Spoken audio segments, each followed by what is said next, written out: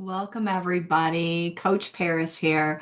Welcome to Coffee with Coach Paris. Having a little iced latte here today.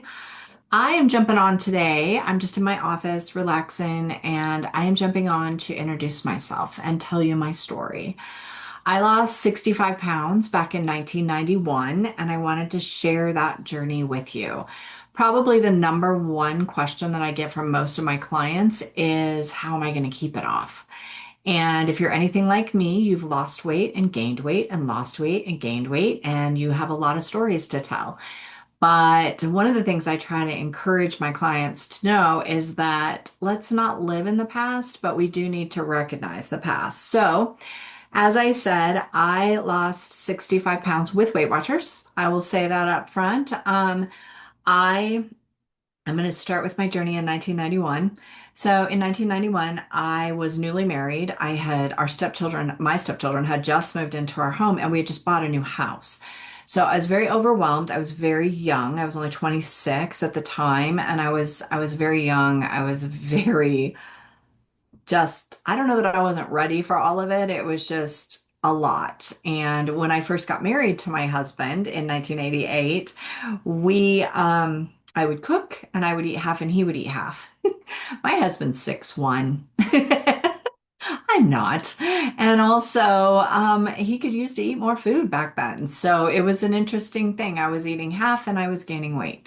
So I definitely had a weight problem. I didn't have a lot of self-confidence. And so I talked to a friend of my mom's, I remember, and I was so scared to go to a place like this. I didn't know what it was like. So I remember walking in the door the very first time. Everybody was very kind and very understanding, and nobody yelled out my weight or did any of those things. So over the next few months, I did what I was told, right? Don't you all do that? They give you a diet, you learn the diet, you do the diet, right? You lose the weight. So I reached my goal. I joined Weight Watchers in March of 1991, and I reached my goal on December 24th of 1991. I lost 55 pounds that first time, and that first time is an important statement there. And as I left that, after we'd done all of our celebrating and we were so excited, and I wore my jeans that I wore the first time and then put on new jeans, and yeah, 55 pounds was pretty substantial. And then I drove to Albertsons and I went and I grabbed a quart of eggnog and I drank it in the parking lot. So that was the beginning of my weight gain when I had not learned a lot on my first journey through Weight Watchers. All I learned how to do was lose weight. I didn't know that at the time it was very easy to put it back on. And now I tell everyone that it's very easy to gain weight. It's very easy to gain weight. So I didn't go back to Weight Watchers full time for another 8 years. But in that time, I went back to my old habits. I went back to the bagel store and went and got the giant bagels and put the cream cheese on and started making all the, it's funny I say that, the coffee drinks, did all the things, right? All the sugar came back. I had put everything over here in this bucket. And my philosophy was, as soon as I lose the weight, then I'll be able to eat those things. Weight loss doesn't work like that. It just doesn't. So when I decided to go back, I went back to Weight Watchers many, many times in the next 8 years. Let's be honest. In and out the door, nothing ever clicked. And in 1999, when I sat down and I wrote out the list of the things that I was going to have to do to be able to keep it off this time, one of them was I needed to learn. I needed to figure it out. And part of that was learning how to do a plan with my life. So I have certain things in my life that I want to eat. And if I put them in the box and I don't eat them until I lose weight, I'm probably going to gain that weight back. I need to learn how to manage those foods in. So I did. I went back to Weight Watchers in March of 1999 and I was ready. And in about September, I was really close to my goal and I was asked to become a weigher. And all that we did was we just weighed the people. I'd been in that meeting all those months, so I knew everybody in the meeting and everybody's comfortable with me weighing them. So I really loved that. It was really fun. I got to, weigh people in and discuss and talk, and it was just really fun. And then when I reached my goal again in December, the territory manager asked me if I would come to work for them. The waiter job was just a volunteer thing and I didn't have to pay for my meetings anymore. That was awesome. So I was like, sure, I would love to do that. I'd love to be a waiter. I'd love to be. And she goes, no, no, no, I want you to be a leader. And I was like, oh, no, no, no, no, no. No, no, no. I can't stand up in front of a room and talk to people. That was really my response.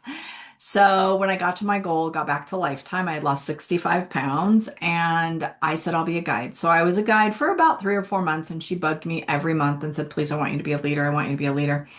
And I finally said, okay. And then I backed out of leader training 3 times. I was terrified. I didn't want to stand up in front of a room. I was also a person who, at one point in my life, was overweight. And so my self confidence wasn't great, even though I'd lost the weight. Everybody kind of understands that. So, long story short, I was one of the lead Weight Watcher leaders in Colorado. I'll get back to all that in just a minute, but in Colorado for 20 years. And I went to leader training in 2000 and I started full time with Weight Watchers in December of 2020. And actually it's more like September 2020. That was when I was in leader training. And so anyway, in 2020 in 2000, I'm sorry, in 2000. And then I loved my job. I loved everything about my job. I will always give credit because I don't know what I would be doing nowadays if I didn't have that person who pushed me to really become the person that I was. I loved my job until I didn't. And in 2020, in the summer of 2020, we were all in the same place. I was in my house, you were in your house. Um, I kept my weight off all of those years, and we'll talk a little bit more about that in just a minute. Part of that is because I had to stand in front of a room of people every week, and it felt like it was my responsibility to be at goal and to walk the walk. And I still feel the same way, even though I'm behind a computer screen now. So in 2020, I spent my entire summer learning. I actually was certified in more than 15 different coaching programs and I did all the coaching. It was so much fun and I had nothing else to do. And then I learned every diet program out there. I had taught Weight Watchers for 20 years and I knew for a fact that there were other ways. So I learned every program that there was to learn. I did all the things. And then I told my husband I wanted to start my own business. And he said, I think you should do that. And so I chose to start alwaysonyoursidecoaching.com or .com. I say .com, sorry. Always on your side coaching. And one of my things when I was at Weight Watchers was that was always my saying was I'm always on your side. And when I went to so in December 2020, on my 20th anniversary, I quit on my 20th anniversary. And on January 4th, 2021, I opened Always on Your Side Coaching. A couple of things that I think are really important is I walk the walk. I do this with you every day. I lost 65 pounds. I've bounced. I'm a big believer whenever I'm teaching people, whenever you're getting close to your goal, I want you to pick like a 4 pound range, right? So if you want to weigh, if your real goal is like to weigh 160 pounds, then I want your range to be 158 to 162. And as long as you stay there, and that's kind of been my goal the whole time.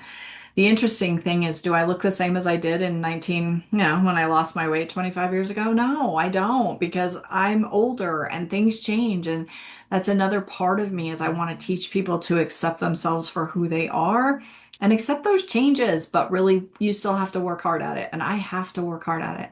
I'm a person who loves cheeseburger and fries. I love espresso martinis. I have espresso martinis twice a week. I have 1.5 on Thursday nights and I have 2 on Saturday. You'll find me at my own house having espresso martinis. They fit in. I learned my second time around and have learned over the last 25 years that if you want to live a healthy lifestyle, you have to fit in the things that you love. I had a client ask me one time, tell me one time, she says, well, as soon as I get to my goal, I'm going to have a margarita. And I said, we need to go out for a margarita now because in all honesty, you can't put those things to the side and then go back to them because then you won't be able to learn how to control them. So while I love a good espresso martini and I love cheeseburgers and I love French fries and I love chili rellenos, I'm not going to have all of those in one day. So, you have to figure out how to fit the things in that you love, but not on a daily basis. My goal for all of my clients and for this station, this is the biggest thing for me to be on this YouTube. I just want to teach you things. A few things about me. I've been married for 38 years.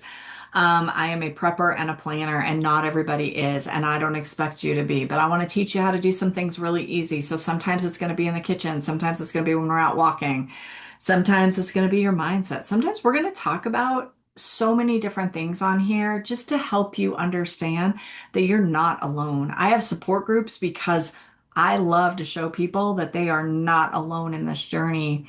You know, everybody feels that way. And a lot of times it's like, I'm a big believer that you have to find the right plan for you or what works for you.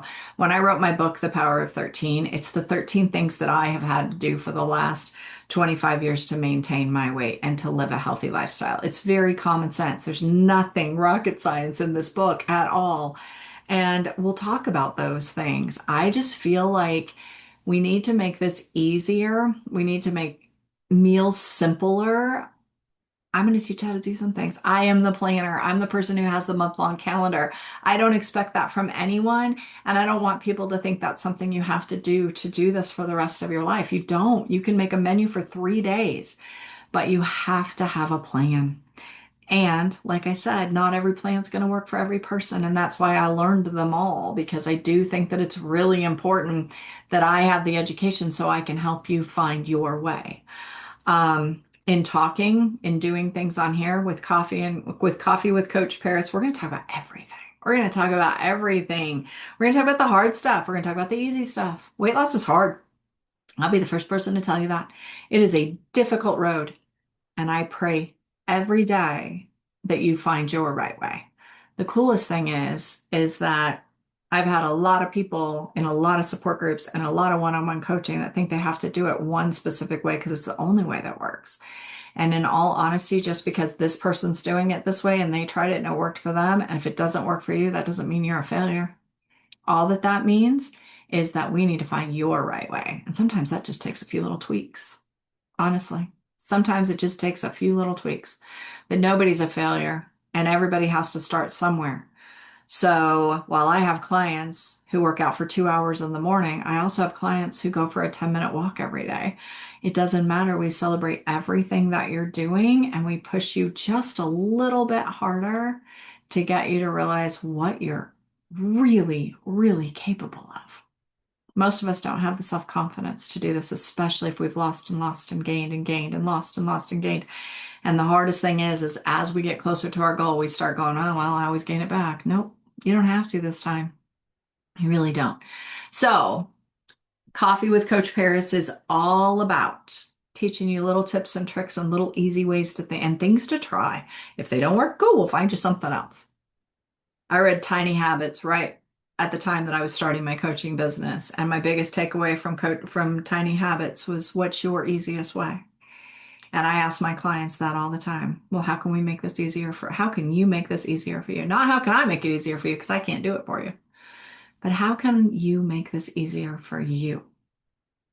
Right? Availability is key. If you have a house full of junk, you're going to eat junk. If you have a house full of things that are good for you, you're going to eat things that are good for you. If you have a house full of things that are good for you and a house full of junk, you're going to eat junk. That's all I have to say today. I'm Coach Paris, always on your side coaching. You can always visit my website if you want to learn more about me or see other things. I write lots and lots of blogs, and you are welcome to visit me at alwaysonyoursidecoaching.com. Please pop comments down here if you have questions, if you have anything that you want to talk about, if you want to tell me your story. I would love to hear that. More will come. We're going to be filming videos. We're going to be doing all this. It's going to be very, very basic. I'm not going to do all the bells and whistles. I'm just here to listen and to help and to give you tips. That's all I'm going to be doing. I'm not going to have a whole bunch of flourishes. Have a great day. I hope that this explains who I am, and I hope that you will follow and subscribe, and let's get to know each other. All right. Coffee with Coach Paris. See you soon.